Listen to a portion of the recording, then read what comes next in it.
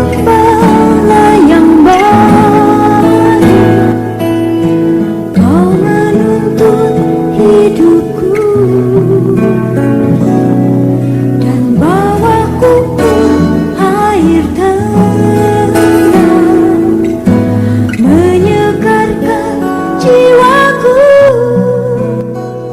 Untuk mengusahakan ibadah pendalaman Alkitab yang disertai dengan perjamuan suci, segera kita menyambut firman penggembalaan untuk ibadah pendalaman Alkitab dari Rut pasal yang kedua ayat yang ke-19. Silakan. Rut 2 ayat 19. Demikian firman Tuhan. Ya. Rut bertemu dengan Boas. Ya. Maka berkatalah mertuanya kepadanya, di mana engkau memungut dan di mana engkau bekerja hari ini? Ya. Diberkatilah kiranya orang yang telah memperhatikan engkau itu. Diberkatilah kiranya di mana engkau memungut dan di mana engkau bekerja hari ini. Ini pertanyaan. Kemudian diberkatilah kiranya orang yang telah memperhatikan engkau itu. Lalu diceritakannya lagi kepada mertuanya itu. Terus pada siapa ia bekerja? Terus Katanya, ya. nama orang pada siapa Ya. aku bekerja hari ini ialah Boas. Ya, Rut menjawab Naomi mertuanya itu. Nama orang pada siapa aku bekerja ialah Boas. Pendeknya Rut bekerja di ladang Boas. Pendeknya Rut bekerja di ladang Boas. Sekarang ini kita sekarang ini ada di ladang, bekerja di ladang Tuhan. Semua karena kemurahan Tuhan, dengan satu tujuan supaya menerima kelimpahan kasih karunia-Nya. Sekarang ini kita berada di ladang Tuhan, bekerja di ladang Tuhan. Semua karena kemurahan Tuhan, tujuannya supaya menerima kelimpahan kasih karunia-Nya. Kemudian di dalam kelimpahan kita dapat berbagi dan memberi kepada orang lain, seperti Rut berbagi hasil tuaian itu kepada Naomi mertuanya itu pada ayat 18. Hal itu membangkitkan kelimpahan kasih karunia itu, membangkitkan dua hal. Satu, orang lain terheran-heran.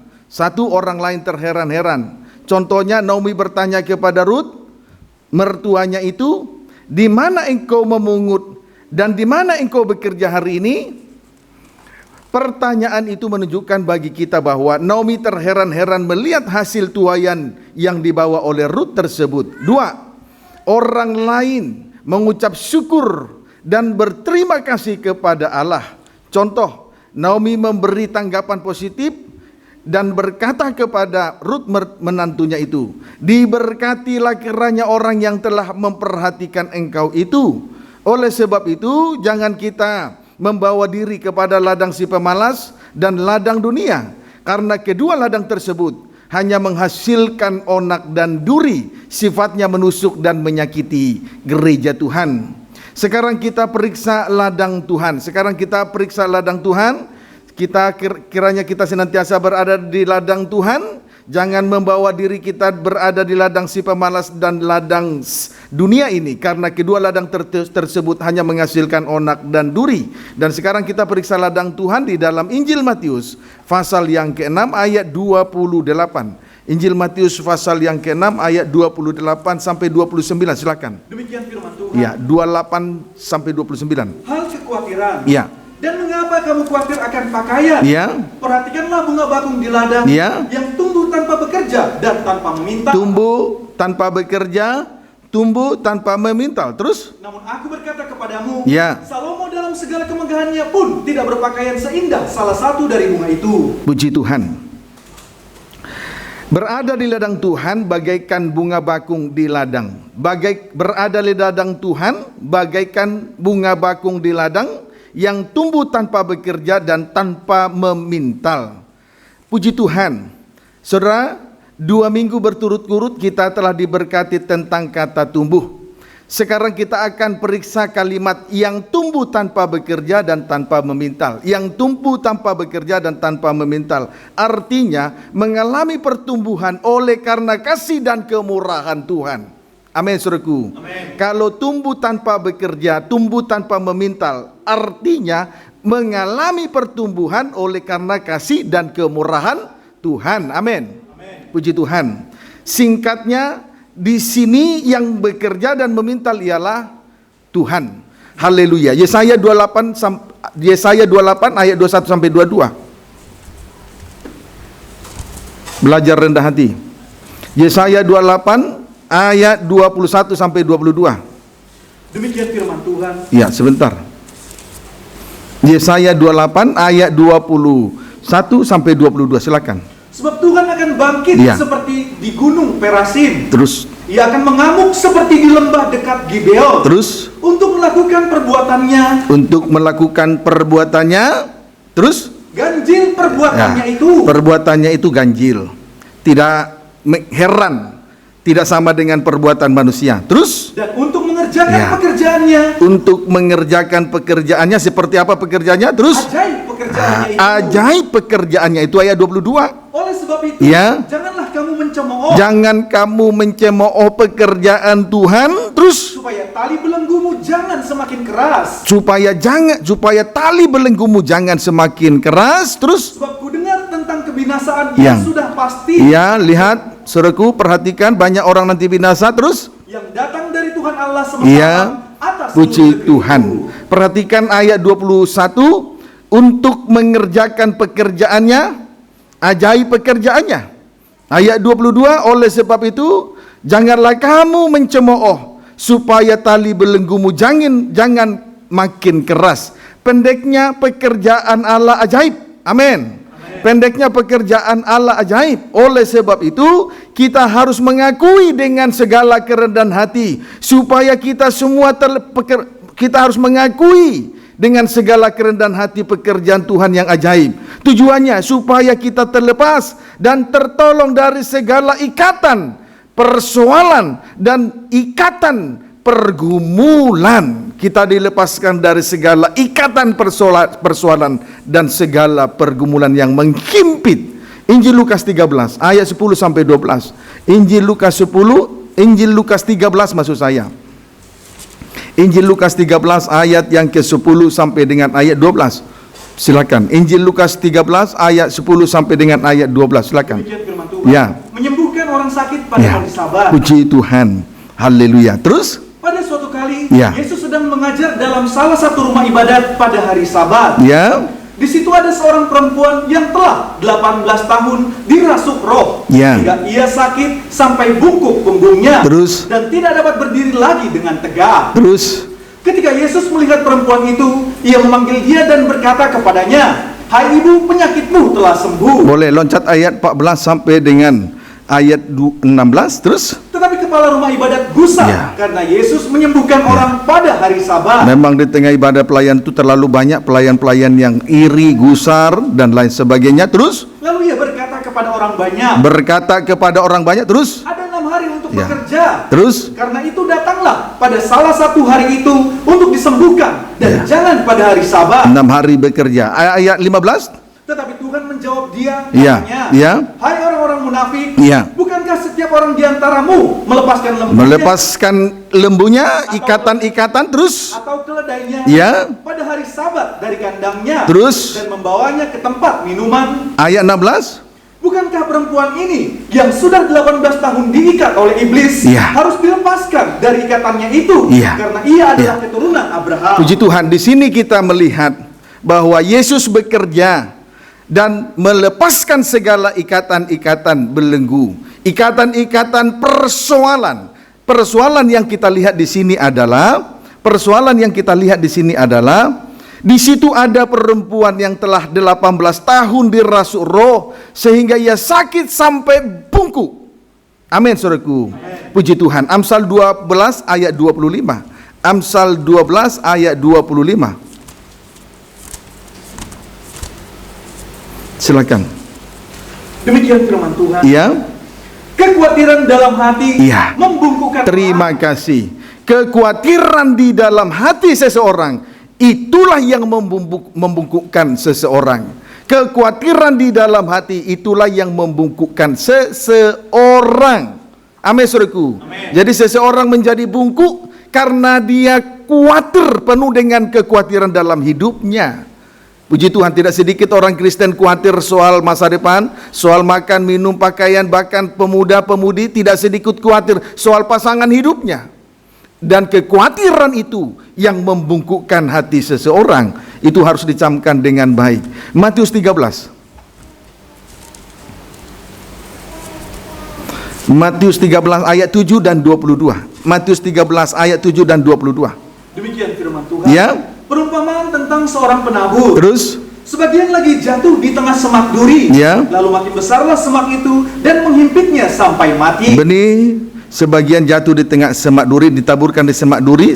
Lalu loncat ayat 22. Yang ditaburkan di tengah semak duri Ya. ialah Terus? orang yang mendengar firman itu. Ya. Lalu kekhawatiran dunia ini Terus? dan tipu daya kekayaan menghimpit firman itu Terus? sehingga tidak berbuah. Puji Tuhan. Benih yang ditaburkan di tengah semak duri menunjuk orang yang menerima dan mendengar firman Allah. Tetapi sayangnya kekhawatiran dunia dan tipu daya kekayaan menghimpit firman itu sehingga firman itu tidak dapat berbuah. Amin, saudaraku. Puji Tuhan. Jadi kekhawatiran dan tipu daya kekayaan ini merupakan suatu pengalaman yang sangat menghimpit sampai membungkukkan gereja Tuhan. Bagaikan perempuan yang tadi bungkuk karena dibungkuk 18 tahun karena kekhawatirannya. Sebetulnya kekhawatiran ini bermula dari dua hal. Kekhawatiran ini bermula dari dua hal. Satu, itu bagaikan benih yang ditaburkan di pinggir jalan. Ayat 19. Ayat 19. Terus, Kepada setiap orang yang mendengar firman tentang kerajaan sorga, Terus? tetapi tidak mengertinya, Terus? datanglah si jahat Ya. dan merampas yang ditaburkan dalam hati orang itu. puji Tuhan. Terus, Itulah benih yang ditaburkan di pinggir jalan. puji Tuhan. Mendengar firman Allah tetapi tidak berusaha untuk sampai mengerti. Itu benih yang ditaburkan di pinggir jalan. Mendengar firman Tuhan Allah tetapi tidak berusaha untuk sampai mengerti. Itu benih yang ditaburkan di pinggir jalan. Kerugiannya adalah kalau mendengar firman tidak sampai mengerti, kerugiannya adalah si jahat merampas hati seseorang. Si jahat merampas bahkan menguasai hati seseorang. Jadi jangan sampai kita datang beribadah dan melayani, mendengar firman. Jangan sampai kita dengar firman di tengah ibadah pelayanan dengan acu tak acu, tetapi berusahalah sampai mengerti. Amin, saudaraku. Puji Tuhan. Haleluya. B, bagaikan benih yang ditaburkan di tanah yang berbatu-batu. Atau yang kedua, bagaikan benih yang ditaburkan di tanah yang berbatu-batu atau tanahnya tipis atau tanahnya sedikit. Ayat 21 sampai 22. Tetapi ia tidak berakar dan tahan sebentar saja. Ya, terus Apabila datang benih, boleh ayat 20 dulu. benih yang ditaburkan di tanah yang berbatu-batu, Ya. ialah orang yang mendengar firman itu dan segera menerimanya dengan gembira. Terus, Tetapi ia tidak berakar dan tahan sebentar saja. terus, Apabila datang penindasan atau penganiayaan karena firman itu, orang itu pun segera murtad. terus. Yang ditaburkan di tengah semak duri ialah Ya, sudah sampai di situ 20 sampai 21. Mendengar firman Tuhan dengan gembira sehingga benih itu tumbuh tetapi tidak berakar. Ya, itu tanah yang berbatu-batu, tanahnya tipis, tanah berbatu-batu, tanahnya tipis. Mendengar firman Tuhan dengan gembira sehingga benih itu segera tumbuh, tetapi sayangnya tidak berakar karena tanahnya tipis. Karena tanahnya tipis. Kerugiannya, ya, tidak sanggup menerima. Strip pertama, sengsara karena salib. Strip yang kedua, aniaya karena firman. Inilah menunjuk orang yang keras hati, tanahnya tipis. Akibatnya dia murtad atau mengundurkan diri atau menyingkir dari pengajaran salib. Pendeknya, tidak menjalankan ibadah yang benar sesuai dengan 2 Timotius 3 ayat 12. Orang yang mau hidup beribadah banyak menanggung penderitaan. Amin, saudaraku. Dia segera murtad. Jadi benih firman itu diterima dengan gembira, tetapi tumbuh tidak berakar. Kerugiannya kalau ada aniaya karena firman, sengsara karena salib, ia tidak sanggup, ia segera murtad. Dengan lain kata, tidak menjalankan ibadah sesuai dengan 2 Timotius 3 ayat 12. Kiranya dapat dipahami dengan baik. Kita lihat orang yang murtad ini di dalam 1 Yohanes pasal yang kedua. Suratan 1 Yohanes pasal yang kedua ayat 18 sampai 19. Suratan 1 Yohanes. Suratan 1 Yohanes 2 ayat 18-19. Baca. demikian firman Tuhan. Iya. Antikristus Iya. Anak-anakku, Ya. waktu ini adalah waktu yang terakhir. Waktu ini terakhir, hari-hari terakhir, saudara. Terus, Dan seperti yang telah kamu dengar, Ya. seorang antikristus akan datang. Ya. Sekarang telah bangkit banyak antikristus. Ya. Itulah tandanya bahwa waktu ini benar-benar adalah waktu yang terakhir. 19, terus. Memang mereka berasal dari antara kita. Memang mereka itu berasal dari antara kita. Antikristus berasal dari antara kita. Mereka itu anak-anak Tuhan, terus. Tetapi mereka tidak sungguh-sungguh termasuk pada kita. Tidak sungguh-sungguh di dalam memikul salib. Tanahnya tipis, keras hati, terus. Sebab jika mereka sungguh-sungguh termasuk pada kita, Ya. niscaya mereka tetap bersama-sama dengan kita. Pasti tetap tinggal di dalam Tuhan, tidak akan murtad. Terus Tetapi hal itu terjadi mereka akhirnya murtad, terus supaya menjadi nyata Ya. bahwa tidak semua mereka sungguh-sungguh memikul termasuk pada salibnya. kita. Kiranya dapat dipahami dengan baik. Sekarang telah bangkit banyak antikris. Tanda bahwa waktu ini adalah waktu-waktu yang terakhir. Puji Tuhan, hari-hari ini adalah hari-hari terakhir. Perhatikan sungguh-sungguh. Amin, saudaraku. Kemudian antikris banyak. Kemudian antikris itu ternyata berasal dari anak-anak Tuhan. Tetapi karena mereka tidak sungguh-sungguh memikul salibnya dan menyangkal dirinya, akhirnya mereka murtad. Puji Tuhan, tidak sungguh-sungguh menyangkal diri, tidak sungguh-sungguh memikul salib. Itulah orang yang keras hati, tanahnya tipis. Tanah berbatu-batu atau tanahnya tipis. Hal ini diselaraskan dengan Injil Matius pasal yang ke-6. Hal ini diselaraskan dengan Injil Matius pasal yang ke-6 ayat yang ke-31 sampai 32. Demikian firman Tuhan. Iya. Sebab itu janganlah kamu khawatir. Jangan khawatir dan berkata, tadi kekhawatiran itu bermula dari tidak mau berusaha untuk mengerti firman, kemudian keras hati, akhirnya murtad. Puji Tuhan. Ayat 31 sampai 32, terus. Sebab itu janganlah kamu khawatir Ya. dan berkata, Jangan khawatir dan berkata, terus. apa yang akan kami makan? Apa yang kami makan? Apakah yang akan kami minum? Minum. Apakah yang akan kami Pakai 32. Semua itu dicari bangsa-bangsa yang tidak mengenal Allah. Bangsa yang tidak mengenal Allah, antikris, terus. Akan tetapi Bapamu yang di surga tahu Ya. bahwa kamu memikul Puji semua Tuhan, haleluya. Khawatir, di sini kita melihat khawatir tentang strip pertama apa yang akan dimakan, strip yang kedua apa yang akan diminum, strip yang ketiga apa yang akan dipakai. Saudaraku, mereka itu khawatir tentang tiga hal di atas. Ya, mereka yang khawatir tentang tiga hal di atas ialah bangsa-bangsa yang tidak mengenal Allah. Itulah antikris. Pendeknya, yang dicari oleh antikris ialah hal-hal yang lahiriah. Pendeknya, yang dicari oleh antikris ialah hal-hal yang lahiriah. Lebih rinci tentang roh antikris. Suratan 1 Yohanes 4. Suratan 1 Yohanes pasal yang keempat ayat 1 sampai 3. Kita tancap gas ya. Amin. Puji Tuhan. 1 Yohanes pasal yang keempat ayat 1 sampai 3 terlebih dahulu. Demikian firman Tuhan. Silakan. Roh Allah dan roh antikristus. Ya, perhatikan baik-baik. Terus, Saudara-saudaraku yang kekasih, saudara-saudara yang kekasih. Terus, janganlah percaya akan setiap roh. jangan percaya setiap roh di tengah ibadah dan pelayanan. Puji Tuhan, bukan berarti orang yang beribadah itu sungguh-sungguh beribadah kepada Tuhan. Bukan berarti orang yang beribadah itu sungguh-sungguh memikul salibnya, menyangkal dirinya dengan rendah hati. Terus, Tetapi ujilah roh-roh ya, itu. perlu diuji setiap pelayanan dari semua hamba Tuhan. Terus, Apakah mereka berasal dari Allah? terus, Sebab banyak nabi-nabi palsu yang telah muncul dan pergi ke seluruh dunia. terus, Demikianlah kita mengenal roh Allah. Ya. Setiap roh yang mengaku Ya. bahwa Yesus Kristus telah datang sebagai manusia berasal dari Allah. itu roh Allah. Ayat 3. Dan setiap roh yang tidak mengaku Yesus tidak berasal dari Allah. Terus, Roh itu adalah roh antikristus. Iya. Tentang dia telah kamu dengar Terus. bahwa ia akan datang dan sekarang ini ia sudah ada di dalam puji dunia. Tuhan, setiap roh yang mengaku bahwa Yesus Kristus telah datang sebagai manusia itu adalah roh Allah. Pendeknya, menyangkal diri, memikul salibnya itu adalah roh Allah, roh kebenaran. Amin.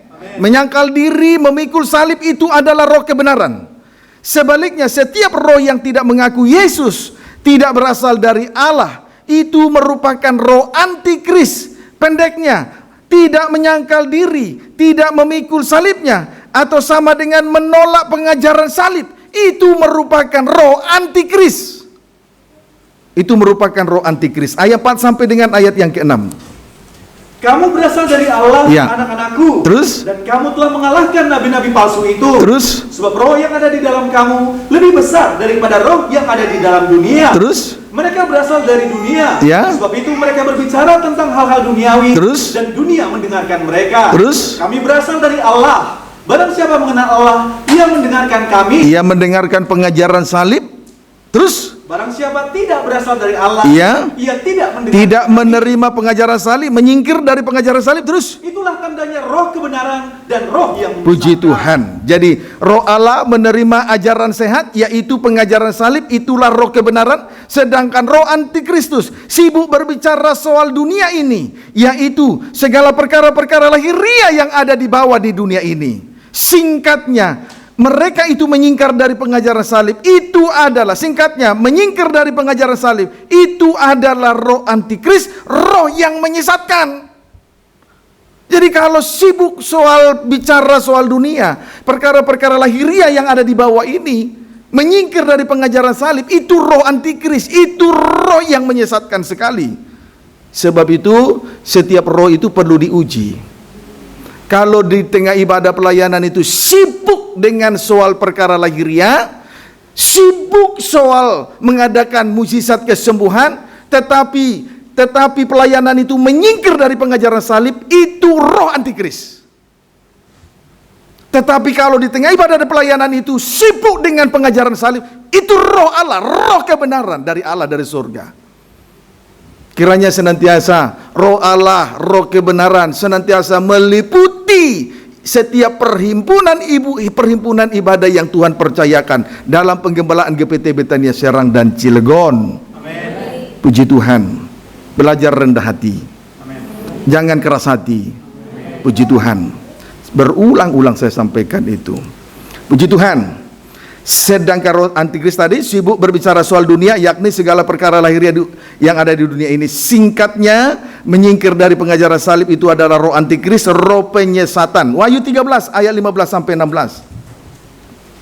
Wahyu 13 ayat 15 sampai 16. Demikian firman Tuhan. Ya, baca.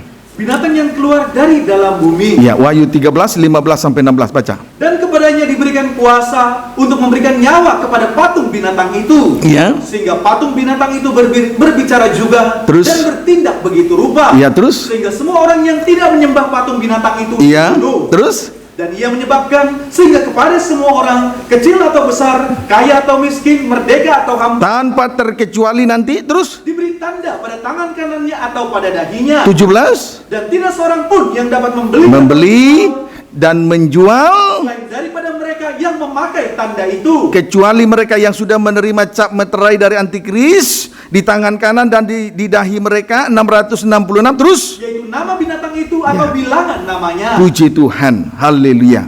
Jadi saudaraku, roh antikris, singkatnya roh antikris adalah roh jual beli. Artinya sibuk dengan perkara-perkara lahiriah di dunia ini, tidak sibuk dengan perkara di surga, perkara rohani. Mereka itu sibuk, mereka menyingkir dari pengajaran salib. Yang menghubungkan langit dengan bumi adalah salib. Yang lain-lain tidak bisa menghubung kita dengan surga, dengan Allah. Amin, saudaraku. Amin. Puji Tuhan. Jadi jangan kita bersungut-sungut manakala kita menerima pengajaran salib, manakala kita dididik oleh Tuhan dengan banyaknya dengan lewat pergumulan-pergumulan, dengan salib yang kita pikul di tengah ibadah, dalam pelayanan, dalam penggembalaan yang Tuhan percayakan ini. Puji Tuhan. Wahyu 13. Ya. Puji Tuhan. Wahyu 13 ayat 1. Demikian firman Tuhan. Terus? Binatang yang keluar dari dalam laut. Puji Tuhan. Lalu aku melihat seekor binatang keluar dari dalam laut, Lebih jauh kita melihat roh antikris ini, binatang yang keluar dari dalam laut, terus? bertanduk 10 Ya. dan berkepala 7. Terus? Di atas tanduk-tanduknya terdapat 10 mahkota, Ya. dan pada kepalanya tertulis Ya. nama-nama hujan. Binatang yang keluar dari dalam laut menunjuk antikris. Jelas ini menunjuk antikris. Kemudian adapun wujud binatang itu, wujud dari binatang itu, strip pertama bertanduk 10, strip yang kedua berkepala 7, strip yang ketiga 10 mahkota di atas tanduk. Berarti 10 tambah 7 tambah 10 sama dengan 27. Sepertinya ini menyamai Injil sepenuh. Menyamai Injil sepenuh. Menceritakan, berarti seolah-olah menceritakan riwayat atau hal ihwal Yesus sepenuh. Amin, saudaraku. Jadi seolah-olah dengan simbol yang ada 10 tambah 7 tambah 10 itu menunjuk kepada Injil sepenuh. Seolah-olah mereka itu menceritakan riwayat atau hal ihwal Yesus sepenuh, di mana datang ke dunia, strip pertama menjadi manusia lewat kelahiran, strip yang kedua tumbuh dan menjadi korban pendamaian, strip yang keempat bangkit dan dipermuliakan. Seolah-olah itu yang mereka ceritakan dari simbol-simbol angka-angka yang melekat di dalam diri mereka. Dapat dipahami, saudaraku. Tetapi lihatlah kenyataannya pada ayat yang ketiga. Terus, maka tampaklah kepadaku satu dari kepala-kepalanya seperti kena luka. satu dari 7 kepala itu kena luka, terus Yang membahayakan hidupnya. Ya. Tetapi luka yang membahayakan hidupnya itu sembuh. Ya. Seluruh dunia heran lalu Ya. mengikut binatang itu. kemudian 1 dari 7 kepalanya kena luka yang membahayakan hidupnya, namun akhirnya luka yang parah yang membahayakan hidup itu sembuh. Sehingga seluruh dunia heran lalu menjadi pengikut dari antikris itu. Lewat mujizat kesembuhan inilah banyak orang seluruh dunia heran dan banyak orang mengikuti antikris. Sebetulnya pelayanan semacam ini adalah pelayanan akal-akalan. Sebetulnya pelayanan semacam ini adalah pelayanan akal-akalan, tipu muslihat, tipu daya daripada iblis setan. Mengapa demikian? Sebab seharusnya kalau sudah terluka atau mengalami suatu sengsara, seharusnya lanjut dalam pengalaman kematian, seperti yang dilakukan oleh Yesus di kayu salib. Tetapi kenyataannya luka parah itu justru sembuh. Itu sebabnya saya katakan tadi bahwa pelayanan semacam ini adalah pelayanan akal-akalan. Kalau hanya sibuk berbicara soal mujizat kesembuhan, tetapi tidak lanjut kepada pengalaman sengsara dan pengalaman kematian, itu merupakan pelayanan semacam ini adalah pelayanan akal-akalan, tipu daya iblis setan. Kiranya dapat dipahami dengan baik. Kesimpulannya, mengadakan mujizat kesembuhan tanpa pengalaman sengsara salib atau tanpa pengalaman kematian adalah roh penyesat. Loh, tanpa pengajar sibuk dengan mujizat kesembuhan tanpa pengalaman sengsara salib atau tanpa pengalaman kematian adalah roh penyesat. Amen. Puji Tuhan. Kiranya dapat dipahami dengan baik. Semoga para pemirsa, anak Tuhan, umat Tuhan, hamba-hamba Tuhan dimanapun Anda berada, mari kita dengan rendah hati, lapang dada, membuka hati seluas-luasnya untuk kebenaran firman. Amen. Puji Tuhan. Ayat 4. Dan mereka menyembah naga itu, Ya. karena ia memberikan kekuasaan kepada binatang itu. Terus? Dan mereka menyembah binatang itu Terus? sambil berkata, Ya. siapakah yang sama seperti binatang ini? Terus? Dan siapakah yang dapat berperang melawan dia? Ya, siapa yang dapat berperang melawan? Jadi saudaraku, lewat penyesatan ini banyak orang-orang akan strip pertama menyembah naga, strip yang kedua menyembah antikris atau binatang yang keluar dari dalam laut. Orang-orang tidak lagi menyembah Allah yang hidup, tidak lagi menyembah Sang Khalik, Sang Pencipta langit bumi dan segala isinya termasuk manusia itu sendiri. Lupa kepada Sang Pencipta. Kalau sibuk, kalau di tengah pelayanan itu sibuk menyingkir dari pengajaran salib, sibuk dengan mujizat kesembuhan, sibuk dengan menceritakan soal dunia atau soal perkara-perkara di bawah ini, perkara lahiriah, maka nanti saudaraku arah-arahnya banyak nanti orang digiring untuk menyembah kepada binatang itu antikris. Banyak orang nanti arahnya menyembah kepada setan, bukan lagi menyembah kepada Allah yang hidup, Sang Khalik, Sang Pencipta manusia. Kiranya dapat dipahami dengan baik. Ayat 5. Dan kepada binatang itu diberikan mulut yang penuh kesombongan Ya. dan hujat. Terus? Kepadanya diberikan juga kuasa untuk melakukannya 42 bulan lamanya. Ya. Kalau pelayanan itu hanya berbicara perkara-perkara di bawah, perkara-perkara di bawah, atau sibuk dengan mujizat-mujizat kesembuhan, tanpa pengajaran salib, yaitu pengalaman kematian dan kebangkitan, hasilnya pelayanan itu mengarah kepada kesombongan dan tinggi hati. Tetapi kalau kita menerima sebaliknya, kalau kita menerima pengajaran salib, yaitu pengalaman yang membawa kita kepada kematian dan kebangkitan, membuat kita semakin rendah hati.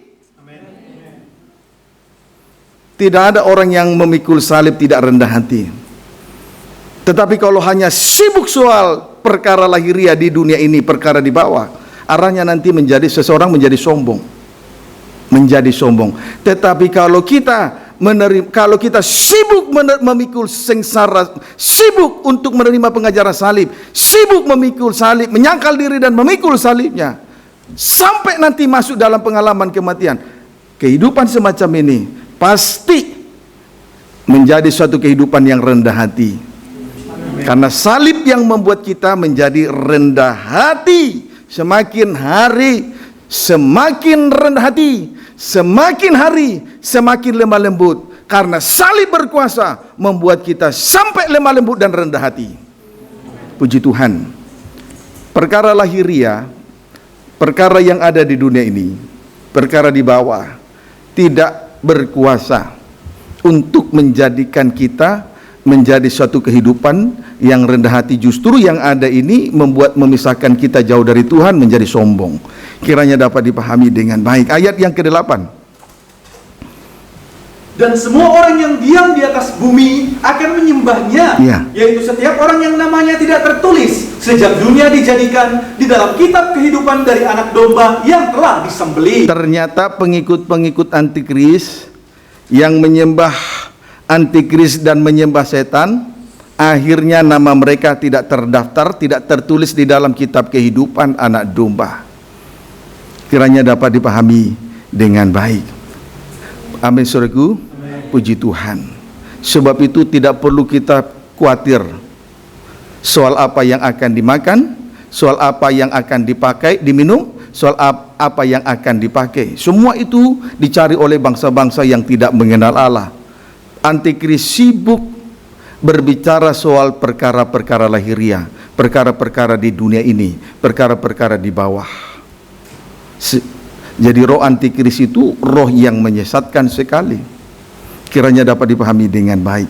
Injil Matius pasal 6 ayat 25. Injil Matius 6 ayat 25. Jadi kekhawatiran di dalam hati itulah yang membungkukkan seseorang. Jangan khawatir. Jangan khawatir.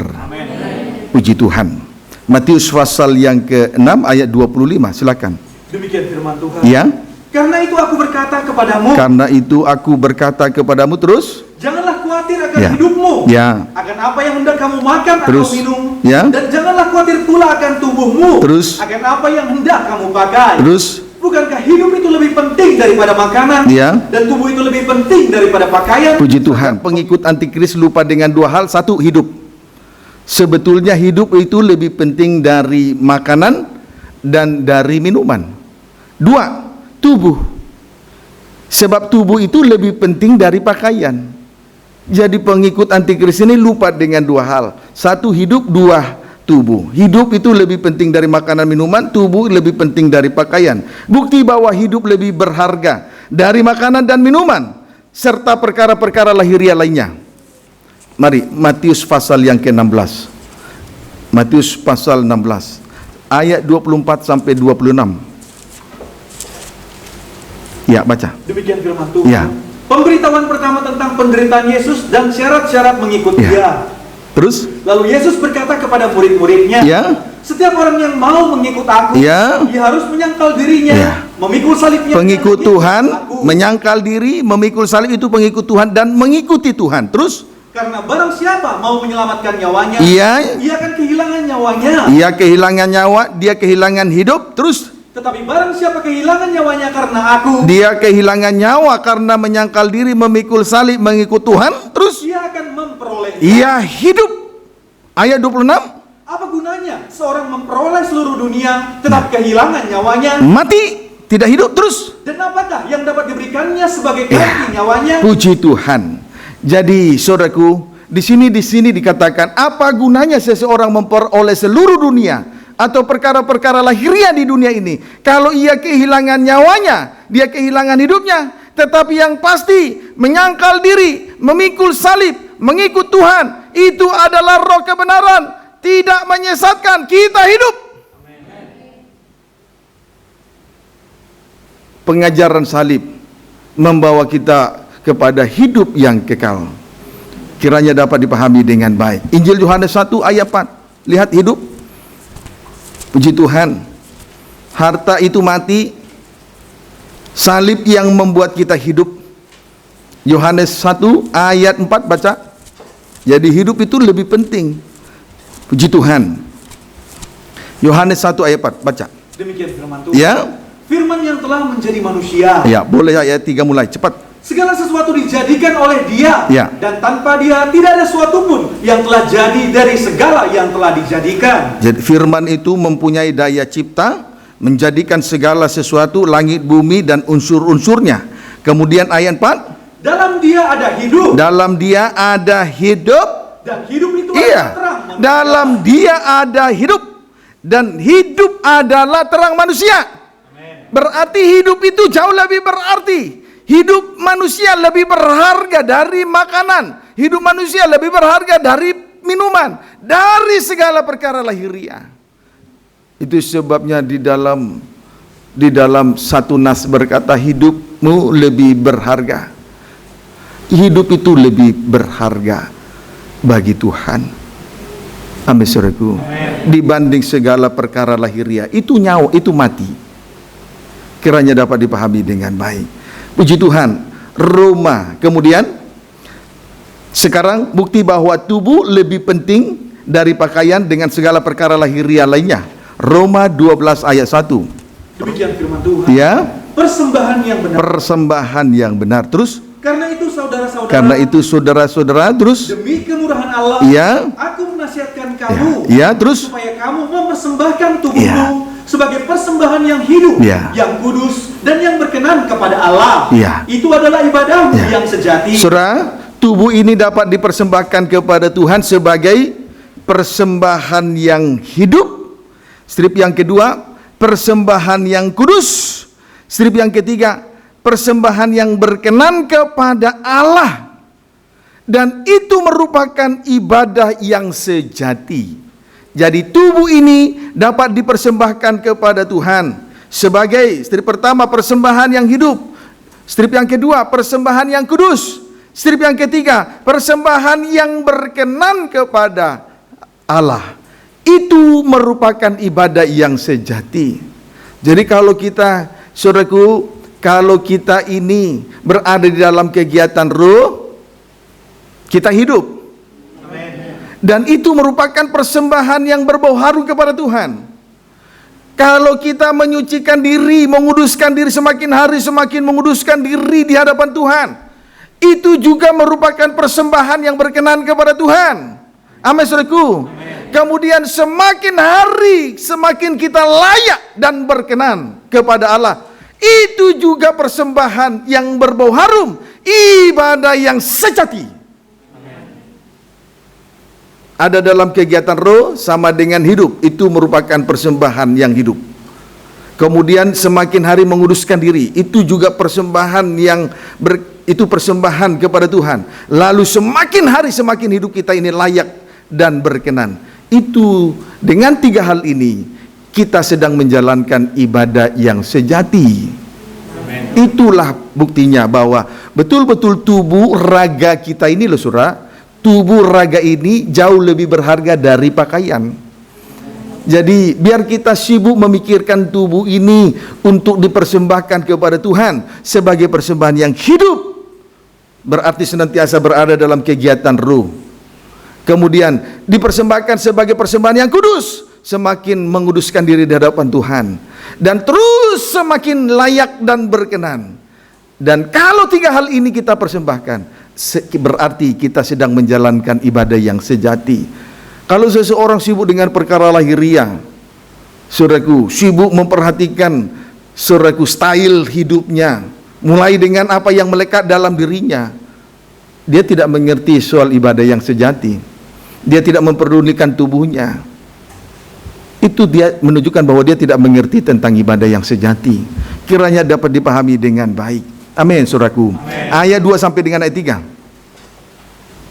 Janganlah kamu menjadi serupa dengan dunia ini. Terus, tetapi berubahlah oleh pembaharuan. Terus, ya. Sehingga kamu dapat membedakan mana kehendak Allah. Terus, apa yang baik, yang berkenan kepada Allah dan yang sempurna. Ayat 3. Berdasarkan kasih karunia yang dianugerahkan kepadaku, ya, aku berkata kepada setiap orang di antara kamu. Terus, janganlah kamu memikirkan hal-hal yang lebih tinggi daripada yang patut kamu pikirkan. ya, Tetapi hendaklah kamu berpikir begitu rupa sehingga kamu menguasai diri menurut ukuran iman yang dikaruniakan Allah kepada kamu. Puji Tuhan. Masing-masing. Ada dua hal yang, saudaraku,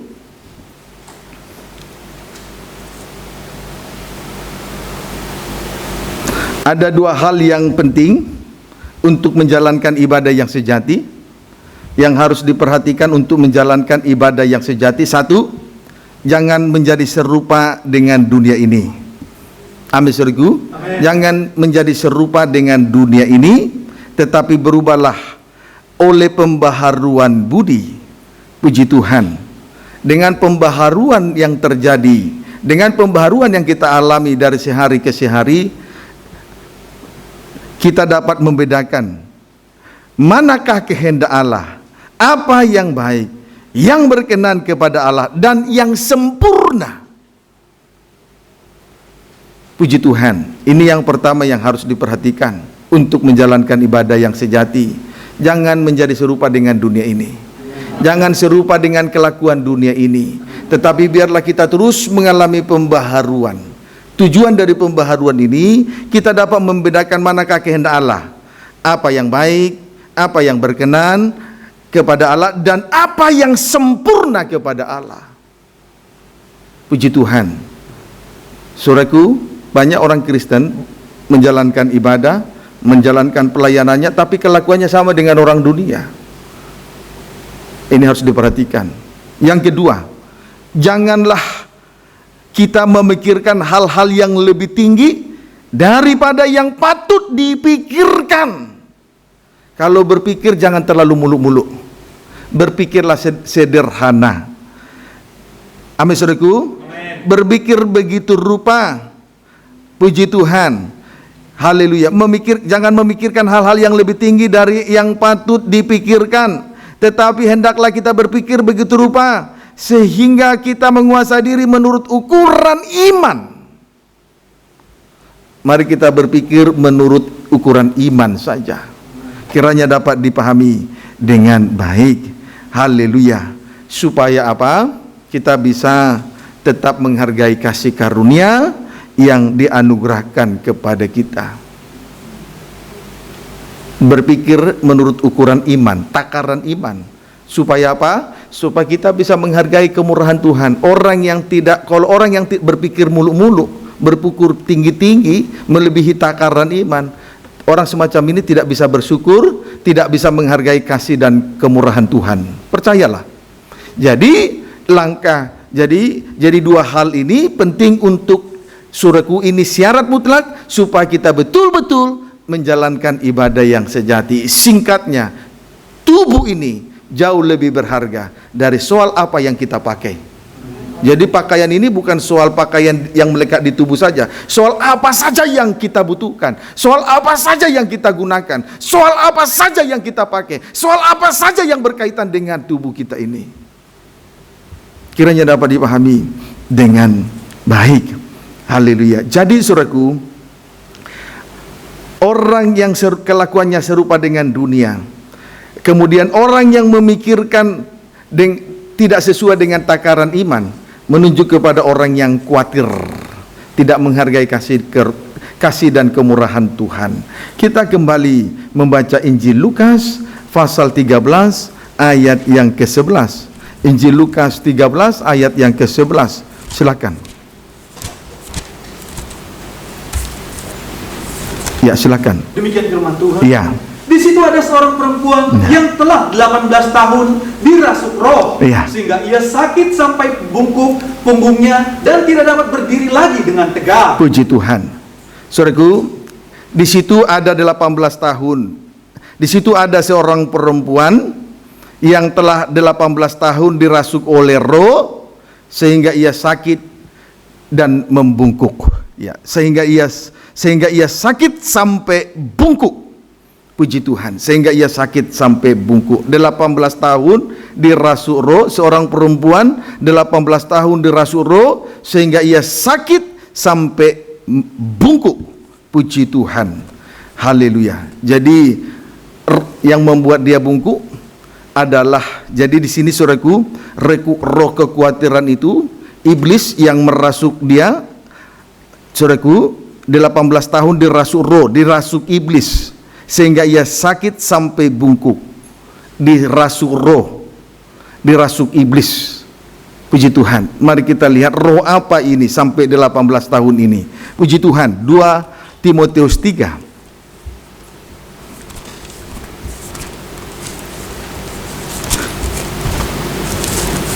2 Timotius 3 ayat yang pertama sampai dengan ayat yang ke-4.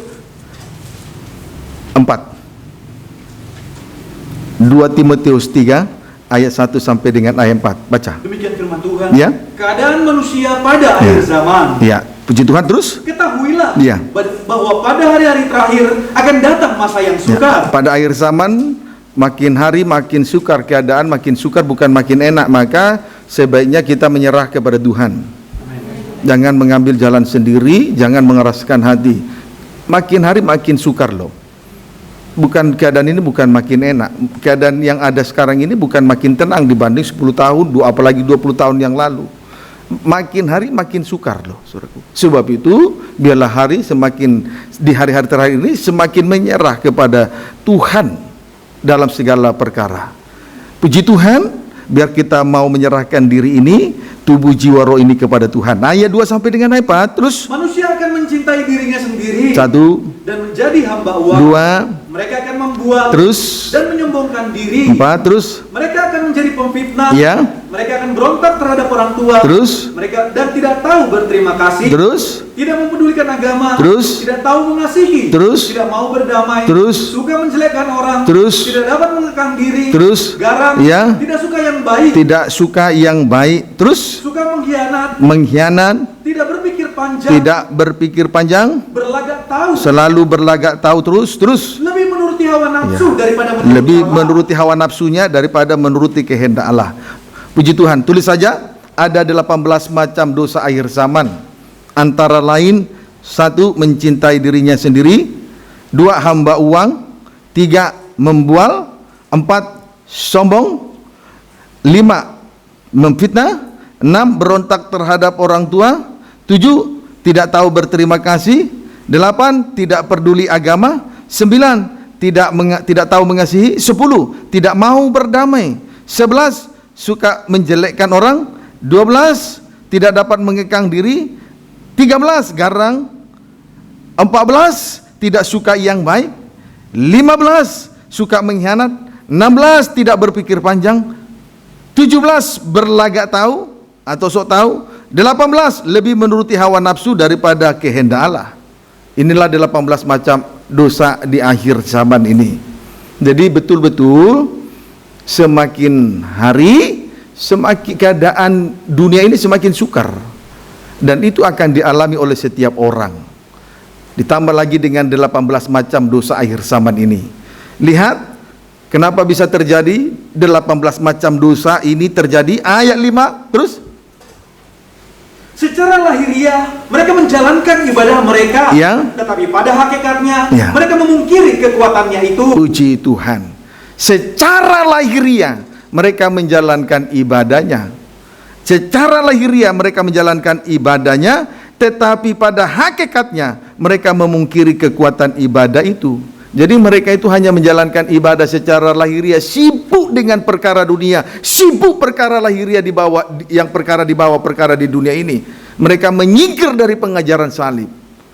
Saudara, 18 macam dosa ini kalau dibagi 3 sama dengan 6. Singkatnya, tubuh, jiwa, dan rohnya telah dikuasai oleh daging.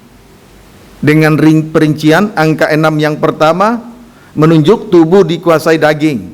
Strip yang kedua, angka 6 yang kedua menunjuk jiwa dikuasai daging. Strip yang ketiga, angka 6 yang ketiga menunjuk roh dikuasai daging. Jadi tubuh, jiwa, rohnya dikuasai daging. Amin, saudaraku. Jadi saudaraku, kalau 18 dibagi 3 sama dengan 3 angka 6, 666. Jadi ketemu. Inilah roh yang merasuk. Inilah kekhawatiran yang merasuk sampai seseorang menjadi sakit sampai bungkuk. Mereka itu hanya menjalankan ibadah secara lahiriah, tetapi mereka memungkiri kekuatan daripada ibadah itu sendiri. Tidak percaya kepada ibadah. Kiranya dapat dipahami dengan baik. Amin, saudaraku. Puji Tuhan. Itulah yang membuat perempuan ini mengalami sakit sampai bungkuk. Inilah 18 roh yang merasuk perempuan ini sehingga dia sakit sampai bungkuk. Itulah jenis rohnya itu.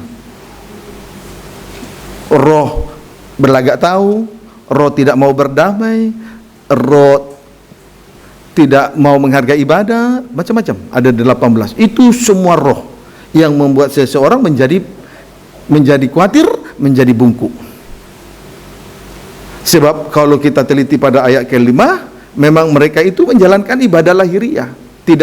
Mereka memungkiri kekuatan ibadah. Tidak sedikit orang Kristen menjalankan ibadah lahiriah. Tetapi ibadah itu merupakan hanya sambilan bagi dia, hanya pengisi waktu luang. Kalau seseorang melayani dengan sembarangan, sama saja memungkiri kekuatan ibadah. Tidak mempersiapkan diri lewat penyembahan, tidak menguasai materi, tidak melayani, tidak rendah hati, hanya untuk tampil-tampil. Saudaraku, itu juga merupakan menjalankan ibadah secara lahiriah. Itu roh antikris. Kiranya dapat dipahami dengan baik. Dapat dipahami, saudaraku? Puji Tuhan. Haleluya. Nah, sekarang jalan keluarnya bagi kita supaya lepas dari kekhawatiran yang membungkukkan ini, suatu penyakit yang luar biasa. Jalan keluar, Injil Lukas 13. Injil Lukas 13. Injil Lukas 13 ayat 12 sampai 13, baca. Demikian firman Tuhan. Boleh baca ayat 10 sampai 13, boleh. Agak cepat ya. Yesus sedang mengajar dalam salah satu rumah ibadat pada hari Sabat. Terus? Di situ ada seorang perempuan yang telah 18 tahun dirasuk roh, sehingga ia sakit sampai bungkuk punggungnya. Dirasuk roh 18 roh tadi.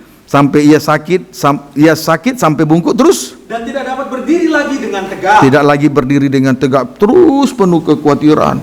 Apa yang akan dimakan, apa yang akan diminum, itu saja yang dipikirkan. Apa yang akan dipakai, bagaimana masa depan saya, bagaimana juru saya, bagaimana tempat tinggal saya, bagaimana pekerjaan saya, bagaimana rumah saya, dan seterusnya dan seterusnya. Puji Tuhan. Terus ayat 12. Ketika Yesus melihat perempuan itu yang membungkukkan tidak tegak berdiri. Dapat dipahami, saudaraku? Amin. Puji Tuhan. Jadi kekhawatiran itu membungkukkan tidak tegak berdiri. Puji Tuhan. Haleluya. Hanya memikirkan di bawah terus, dipikirkan di bawah terus. Jadi bungkuk terus dia. Hanya melihat di bawah, bungkuk. Tidak tegak berdiri. Sebab itu tadi kita sudah baca di dalam Yesaya pasal 21. Saudaraku, Tuhan itu penjaga yang luar biasa, dan pekerjaannya yang ajaib. Kemudian jangan mencemooh, supaya jangan sampai kita semakin sukar oleh tali yang semakin mengeras. Kiranya dapat dipahami dengan baik. Tetapi dengan pekerjaan yang ajaib, kita harus terima dengan rendah hati, supaya kita dilepaskan dari segala ikatan, dilepaskan dari segala belenggu kesusahan, dilepaskan dari ikatan persoalan, pergumulan dan sebagainya. Jangan mencemooh, rendah hati, terima firman. Pekerjaannya ajaib. Amin. Puji Tuhan. Injil Lukas 13 ayat 12. Ya, terus ayat berapa sekarang? 12. Baca. Ketika Yesus melihat perempuan itu, terus ia memanggil dia dan berkata kepadanya, Hai ibu, penyakitmu telah sembuh. Hai ibu, penyakitmu telah sembuh. Ayat 13 terus. Lalu ia meletakkan tangannya atas perempuan itu. Ya. Dan seketika itu juga berdirilah perempuan itu dan memuliakan Allah. Puji Tuhan. Perhatikan kemari. Yesus memanggil dia dan berkata, hai ibu, penyakitmu telah sembuh. Sesudah mengatakan itu, Yesus meletakkan tangannya, kedua tangannya atas perempuan itu, sehingga perempuan itu mendapat uluran tangan kemurahan. Setelah mendapat uluran tangan kemurahan, perempuan itu berdiri tegak, lepas dari segala ikatan persoalan, lepas dari segala ikatan pergumulan, lepas dari segala kesusahan yang menghimpit oleh karena perkara di bawah di bumi ini. Akhirnya dia tegak berdiri, bisa memandang kemuliaan Allah. Amin, saudaraku. Lihat dua tangan kemurahan Tuhan. Amsal 3 ayat 16. Amsal 3 ayat 16. Nanti dipersiapkan Yesaya 45 sampai masa tua rambut putih. Amsal pasal yang ketiga ayat 16. Ya, Amsal yang ketiga ayat 16, baca. Demikian firman Tuhan. Ya. Umur panjang ada di tangan kanannya. Ya, terus. Di tangan kirinya kekayaan dan kehormatan. Umur panjang ada di tangan kanannya. Amin. Puji Tuhan. Di tangan kirinya kekayaan dan kehormatan. Amin. Puji Tuhan. Jadi umur panjang ini di tangan kanan. Kekayaan dan kehormatan ada di tangan kiri. Inilah dua tangan kemurahan Tuhan. Sehingga perempuan itu berdiri tegak, sehingga dia dapat memandang kemuliaan Allah. Umur panjang dan kekayaan, itu yang membuat kita tegak berdiri memandang kemuliaan Allah. Amin, saudaraku. Lihat orang yang pendek umurnya. Lihat orang yang pendek umurnya. Puji Tuhan. Sama seperti orang yang hidup tapi mati karena dosa. Upah dosa maut. Hidup tapi mati. Hidup tetapi tidak berada dalam kegiatan roh, itu mati. Itu bukan umur panjang. Sekalipun dia hidup, umurnya sudah pendek. Tetapi tangan kanan, di tangan kanan umur panjang, di tangan kiri kekayaan dan kehormatan. Jadi dua tangan yang terulur kepada perempuan ini sebagai kemurahan Tuhan, membuat kita berdiri tegak memandang kemuliaan Allah. Tidak lagi sibuk dengan perkara lahiriah, tidak terlepas dari ikatan kekhawatiran yang sampai membungkukkan seseorang. Kiranya dapat dipahami dengan baik. Yesaya pasal yang ke 45, 46 ayat 3 sampai dengan ayat 4. Yesaya 46 ayat 3 sampai 4. Demikian firman Tuhan. Ya, terus. Dengarkanlah aku, hai kaum keturunan Yakub. Terus. Hai semua orang yang masih tinggal dari keturunan Israel. Puji Tuhan, yang masih tinggal dari keturunan Israel. Terus. Hai orang-orang yang kudukung sejak dari kandungan. Terus. Hai orang-orang yang kujunjung sejak dari rahim. Ya, puji Tuhan, yang masih tinggal dari keturunan Israel. Artinya masih tetap tinggal bersama dengan Tuhan, tidak tercerai-berai, tidak jauh dari Tuhan, masih tinggal di dalam Tuhan. Mereka itu adalah orang-orang yang didukung sejak dari kandungan, kemudian orang-orang yang dijunjung sejak dari rahim. Ayat 4. Sampai masa tuamu aku tetap diam, dan terus, sampai masa putih rambutmu aku menggendong kamu. Puji Tuhan. Terus, aku telah melakukannya dan mau menanggung kamu terus. Aku mau memikul kamu dan menyelamatkan kamu. Sampai masa tua rambut putih, Tuhan tetap gendong kita. Amen. Jadi dua tangan Tuhan adalah uluran supaya panjang umur, tegak berdiri memandang kemuliaan Tuhan. Amin. Sampai masa tua rambut putih, biarlah kiranya kita ada dalam gendongan dua tangan Tuhan. Amen. Kalau kita ada dalam gendongan dua tangan Tuhan, kita boleh merasakan kehangatan kasih sayang dan kasih setianya, antara lain, 1, ditanggung, 2, dipikul, 3, akhirnya selamat. Itulah dua tangan Tuhan yang sudah yang sudah diulurkan kepada perempuan itu. Dapat dipahami? Amin. Puji Tuhan. Biar kita tetap tinggal di dalam Tuhan. Jangan kita jauh dari Tuhan. Kehidupan yang tetap tinggal di dalam Tuhan adalah kehidupan yang tetap mendapat dukungan dari Tuhan. Kehidupan yang tetap dijunjung oleh Tuhan. Karena kita dibentuk dan dipintal sehingga kehidupan kita ini lebih indah dari pakaian Salomo. Karena Tuhan yang bekerja. Kiranya dapat dipahami dengan baik. Puji Tuhan. Nah, sekarang dari pihak kita, itu tadi dari pihak Tuhan. Dari pihak kita, Injil Lukas 13. Injil Lukas 13 ayat 10. Puji Tuhan, dari pihak kita harus ada hubungan timbal balik. Amin, saudaraku.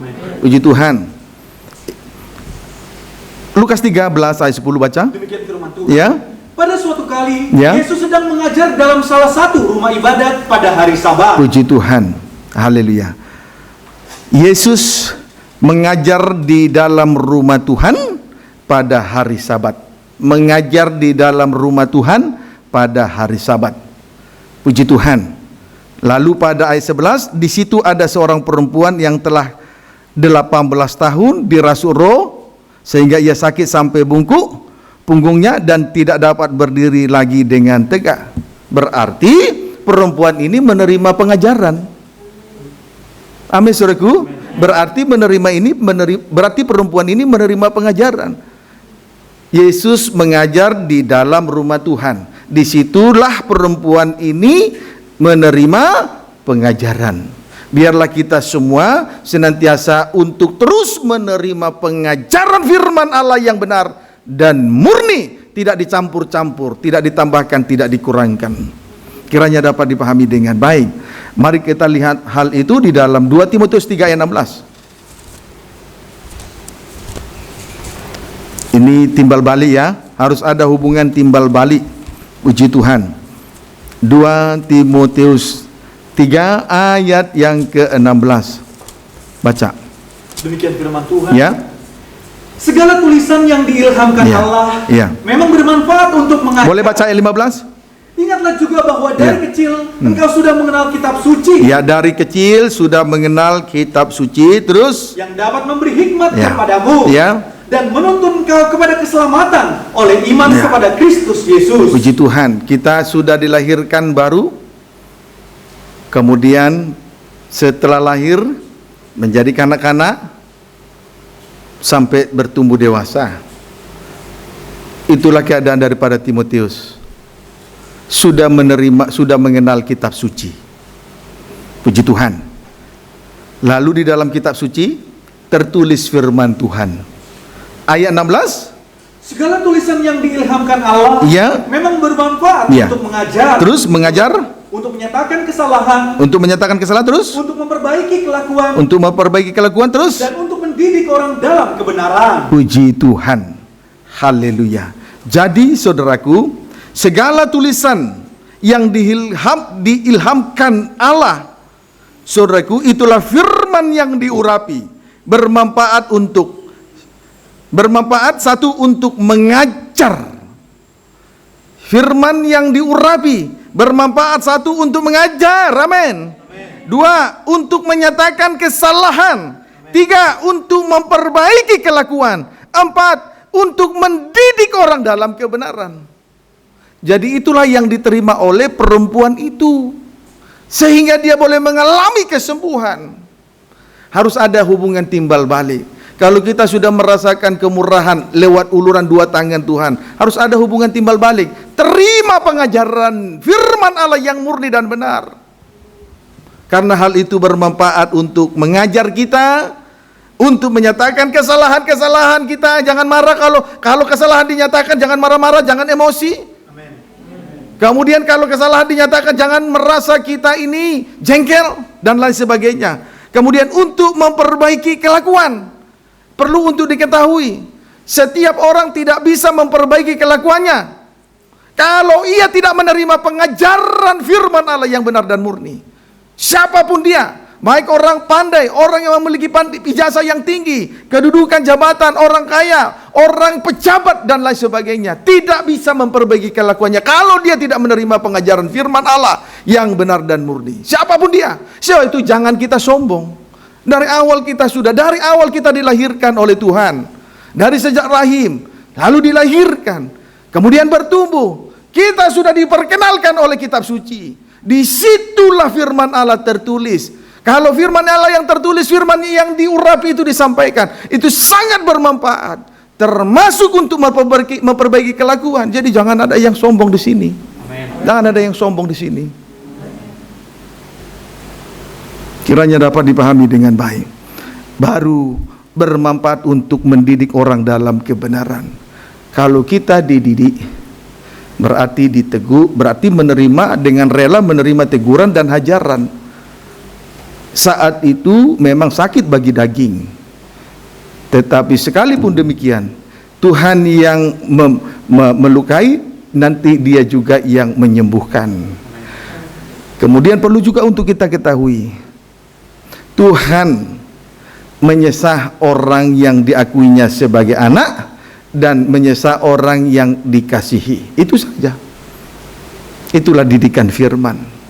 Kiranya dapat dipahami dengan baik. Amsal 7 ayat 4 sampai 5.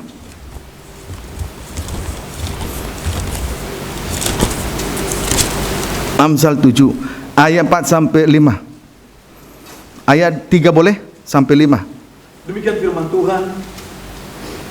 Tambatkanlah semuanya itu pada jarimu, ya, dan tulislah itu pada loh hatimu. Biarlah firman itu termateraikan dalam loh daging, ditukik di hati. Ayat apa? Katakanlah kepada hikmah, ya, engkaulah saudaraku. Katakanlah kepada firman yang diurapi, engkaulah saudaraku. Terus? Dan sebutkanlah pengertian itu kepadamu. Iya, terus? Supaya engkau dilindungi. Terus? Terhadap perempuan jalan. Terhadap perempuan jalang. Terhadap perempuan asing. Terhadap antikris dan juga perempuan Babel. Terus? Yang licin perkataannya. Yang licin perkataannya. Perempuan jalang dan perempuan asing, antikris dan nabi palsu. Kiranya dapat dipahami dengan baik. Sebab itu saudaraku, kita belajar untuk menghargai pembukaan firman yang diurapi. Amin saudaraku, dengan jalan dan berkat, dengan cara atau berkata, dengan jalan berkata, engkaulah saudaraku. Kemudian sebutkanlah pengertian itu sanak keluarga. Tujuannya supaya kita dilindungi terhadap perempuan jalang, itulah Babel, terhadap perempuan asing, itulah nabi-nabi palsu yang licin perkataannya, nabi-nabi palsu. Kiranya dapat dipahami dengan baik. Terimalah pengajaran firman Allah yang benar dan murni sebagai hubungan timbal balik dari uluran dua tangan sebagai kemurahan hati Tuhan. Kiranya dapat dipahami dengan baik. Pendeknya, saudaraku, Yohanes 5 ayat 17. Kita akan akhiri. Injil Yohanes 5 ayat 17.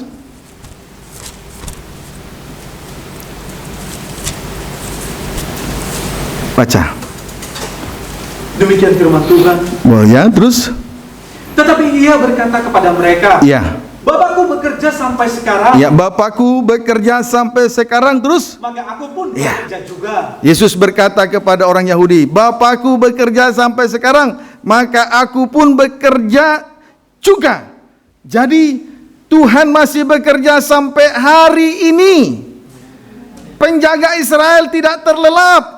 Penjaga Israel tidak tertidur. Sesuai dengan Mazmur 121 ayat yang keempat. Dia terus bekerja sampai hari ini. Dia tidak terlelap, dia tidak tertidur. Sesuai dengan Mazmur 121 ayat yang keempat. Puji Tuhan. Haleluya. Lukas 13 ayat 14 sampai 16. Lukas 13 ayat 14 sampai 16. Ya. Sebagai ayat yang terakhir. Lukas 13 sampai 14 sampai 16. Silakan. Demikian firman Tuhan. Ya. Tetapi kepala rumah ibadat gusar karena Yesus menyembuhkan orang pada hari Sabat. Jangan gusar ya kalau Tuhan menyatakan kemurahannya. Kalau kita melihat kelebihan orang lain, pemakaian Tuhan kepada orang lain, jangan gusar. Tetap rendah hati. Tidak usah gelisah. Jangan sombong. Puji Tuhan. Haleluya. Supaya engkau bisa semakin dipakai Tuhan. Terus baca. Lalu ia berkata kepada orang banyak. Terus. Ada 6 hari untuk bekerja. Ada 6 hari. Kepala rumah ibadat ini, ahli Taurat ini, saudaraku, gusar hatinya melihat kesembuhan yang terjadi dengan kegusarannya itu. Dia berkata kepada Yesus, ada 6 hari untuk bekerja. Terus, karena itu datanglah pada salah satu hari itu untuk disembuhkan dan jangan pada hari Sabat. Ayat 5 lihat. Tetapi Tuhan menjawab dia katanya, terus, hai orang-orang munafik, bukankah setiap orang di antaramu melepaskan lembunya atau keledainya pada hari Sabat dari kandangnya dan membawanya ke tempat minuman? Terus, bukankah perempuan ini yang sudah 18 tahun diikat oleh iblis harus dilepaskan dari ikatannya itu karena ia adalah keturunan Abraham? Jadi Tuhan bekerja sampai hari ini. Amen. Itu ayat yang ke-14. Ada 7 hari dalam seminggu. Dia bekerja setiap hari. Dia bekerja sampai hari ini setiap hari. Puji Tuhan, ada 30 hari dalam sebulan. Dia bekerja setiap hari. Sampai hari ini, sampai detik ini. Tuhan bekerja. Dia tidak terlelap. Penjaga Israel tidak terlelap. Penjaga Israel tidak tertidur.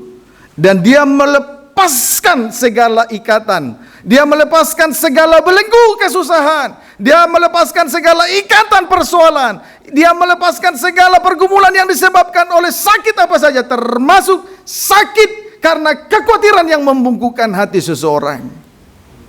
Tuhan bekerja sampai hari ini.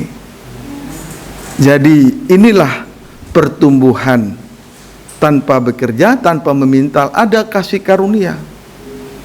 Tuhan yang bekerja. Kalau kita ada di ladang Tuhan, kita akan terjadi pertumbuhan oleh karena kasih karunia. Tumbuh tanpa bekerja, tumbuh tanpa meminta. Karena Tuhan bekerja sampai hari ini. Amin, saudaraku. Puji Tuhan. Tuhan Yesus memberkati kita semua.